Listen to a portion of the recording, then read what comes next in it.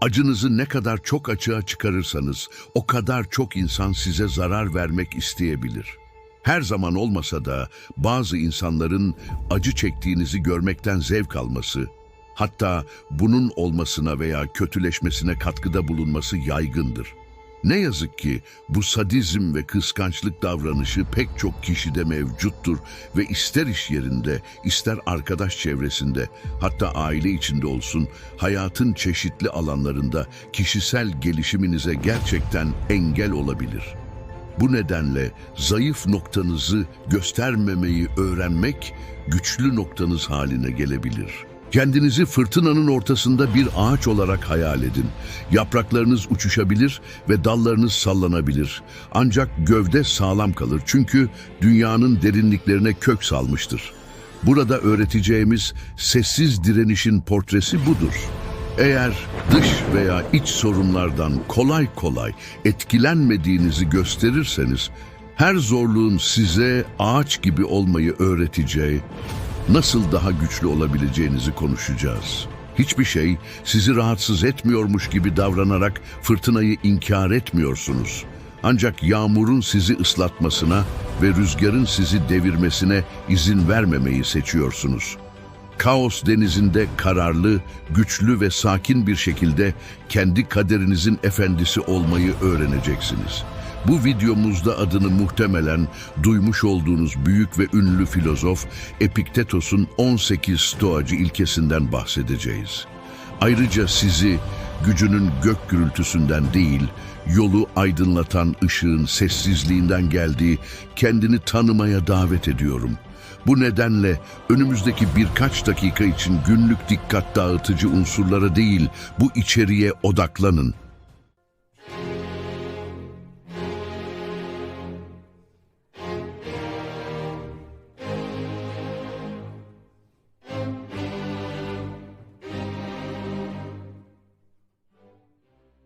İlke 1, konuştuğunuzun 2 katı kadar dinleyin.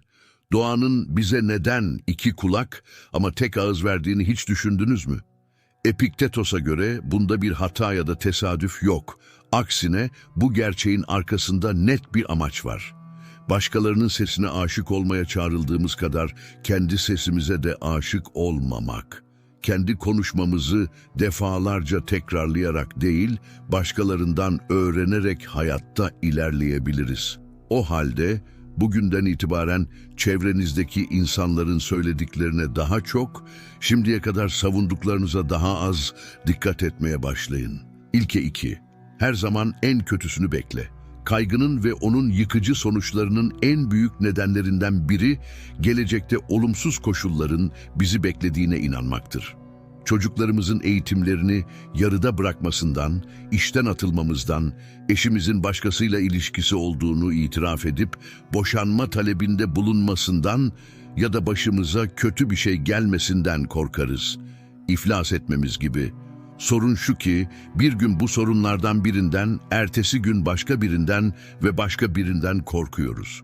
Hayat yolu bize güzel ve mutlu yanlar ayırmanın yanı sıra kaçınılmaz olan bir takım sorunları da saklı tutar. Bu nedenle her gün farklı uyaranların neden olduğu kalıcı bir stres yaşıyoruz. İşte Epiktetos'un devreye girdiği yer burasıdır. Çünkü önerisi etkili olduğu kadar serttir de, bu kadar korktuğunuz şeylerin zaten yaşandığını düşünün diyor. Peki daha kötü ne olabilir? Bu şekilde ruhunuz başınızı dik tutarak ilerlemek için başa çıkma stratejileri geliştirecektir. İlke 3, başarısız olmaya hazırlanın çünkü ilerlemenin tek yolu budur. Aptal sayılmamak için imkansızı yaparız ama Epiktetos'un bu konuda farklı bir görüşü vardır. Felsefesine göre başınıza gelebilecek en iyi şeylerden biri böyle kabul edilmek. Çünkü bu sizin profesyonel ve kişisel olarak gerçekten gelişmenizin yolu. Stoacı filozof bize, üstesinden gelmenin kendiliğinden bir tepkinin ürünü değil, uzun bir deneme yanılma yolunun sonucu olduğunu hatırlatır. Çünkü bizi mükemmellikten uzaklaştıran şeyleri hata yoluyla parlatabiliriz. İlke 4, şansın tehlikelerinin farkında olun.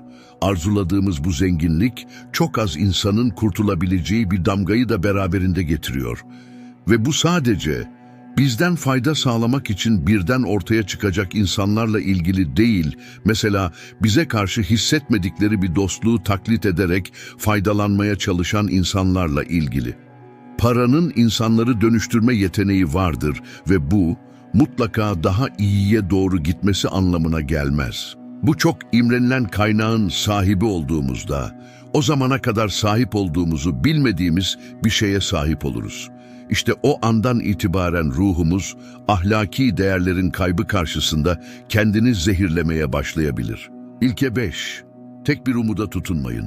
Neyse ki biz çeşitliliği uygulama eğiliminde olan varlıklarız. Yani tüm umutlarımızı tek bir hayale bağlamanın bir anlamı yok. Çünkü bunda başarısız olursak bu yıkıcı olabilir. Bu nedenle Epiktetos bizi birçok hayalin peşinden koşmaya teşvik eder. Çünkü bu başarı şansımızı katlanarak artıracaktır. İlke 6. Yolun sonunda ölümün beklediğini asla unutmayın. Bu bizi karamsarlığa çağıran bir tavsiye değil, tüm eylemlerimizin ve özellikle çabalarımızın son durağının ölüm olduğunun farkına varmamızdır.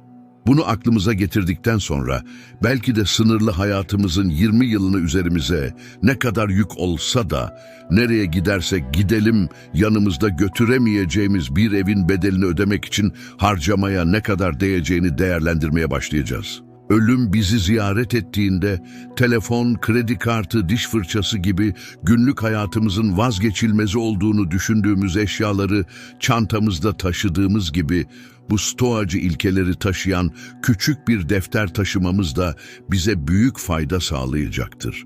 Çünkü onlar sayesinde artık ne başarısızlıkları bir talihsizlik ne de hayatı elimizdeki iç zaman olarak göreceğiz, varlığımıza dair daha gerçekçi bir bakış açısına sahip olacak ve elbette yaşam süremizi daha iyi değerlendireceğiz. İlke 7. Gerçek zenginlik, halinden memnun bir ruhta yatar. Stoacılık nedeniyle Epiktetos'un kendine özgü bir mutluluk anlayışı vardı ve bunu onun meşhur sözlerinden biriyle anlayabiliriz. Bilgi adam, sahip olmadığı şeyler için üzülmeyen, sahip olduklarına sevinen kişidir. Bu yansıma bir düşünceden daha fazlasıdır. Henüz hayatımızın bir parçası olmayan zenginliklerin acısını çekmeyi bırakmayı öğrenmek tavsiyedir. Çünkü kendimize şikayet edip yas tutmaya izin verirken sahip olduğumuz her şey için teşekkür edebileceğimiz değerli mutluluk dakikalarını kaybederiz. Şu ana kadar elde edilenler gözlerimizin takdir etmek üzere eğitildiğinden çok daha fazlasıdır. Dolayısıyla zengin bir insan her şeyden önce mutlu bir insandır. İlke 8.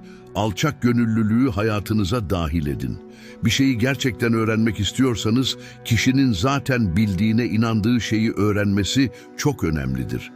Bu ifadeyle Epiktetos bizi özellikle öğrenme alanında alçak gönüllülüğümüzden yararlanmaya çağırıyor.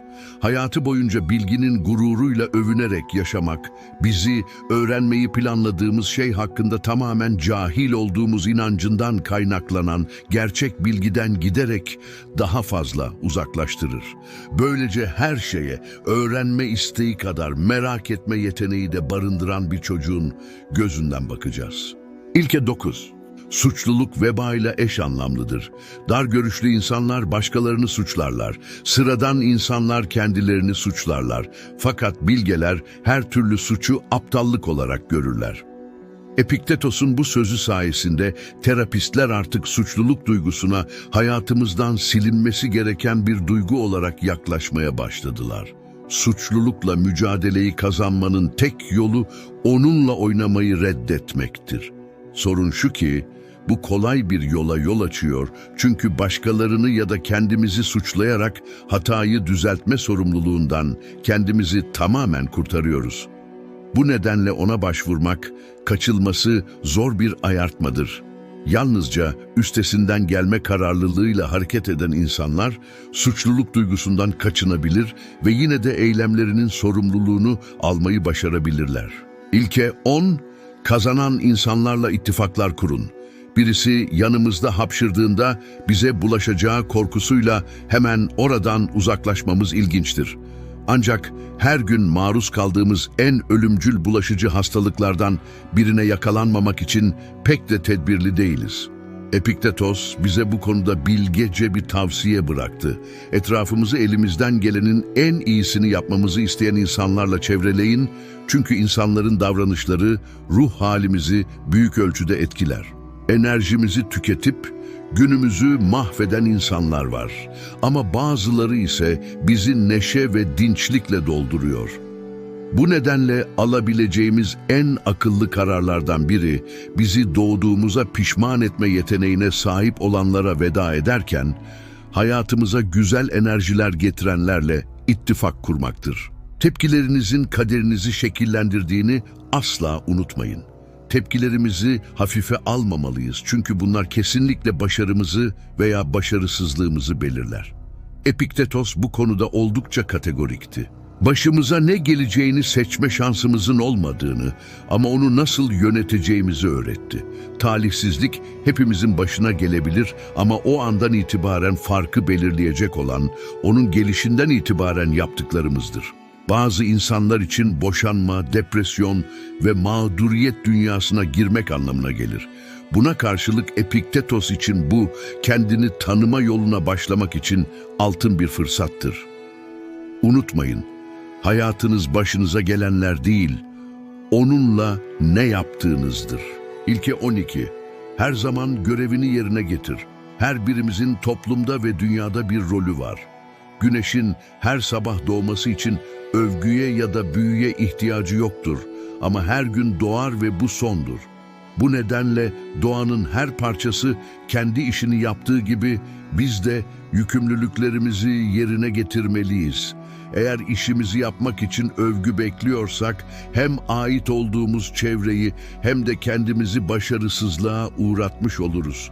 Görevimizin ne olduğunu biliyorsak ve diğer insanların da buna bağlı olduğunun bilincindeysek, kimsenin bize hatırlatmasını beklemeden bunu yerine getirmek ahlaki görevimizdir. İlke 13.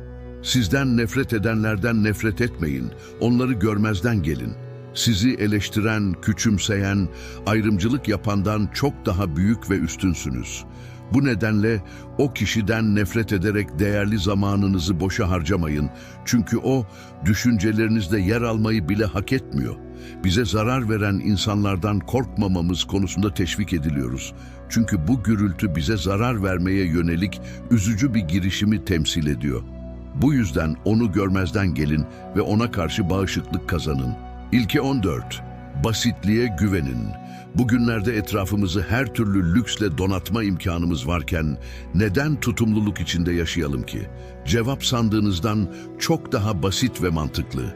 Çünkü zenginlik kendini sürdürmez. Bu lüks ve zenginlik sistemini koruyabilmek için bağlılık ve bol miktarda günlük enerji gerektirir. Bunun tersine basit bir yaşam tarzını tercih ettiğimizde faturaların, kredilerin ve kredi kartlarının son ödeme tarihlerini karşılama zorunluluğunun baskısıyla kuşatılmayı bırakırız. İlke 15. Hayatınızı kontrol altında tutun. Başkalarının yorumlarının ve tutumlarının sizi rahatsız etmesine izin verdiğinizde hayatınızın kontrolünü onların eline veriyorsunuz demektir. Seni kızdırabilen herkes senin efendin olur. O kişi sizi ancak onun tarafından rahatsız edilmenize izin verdiğinizde kızdırabilir.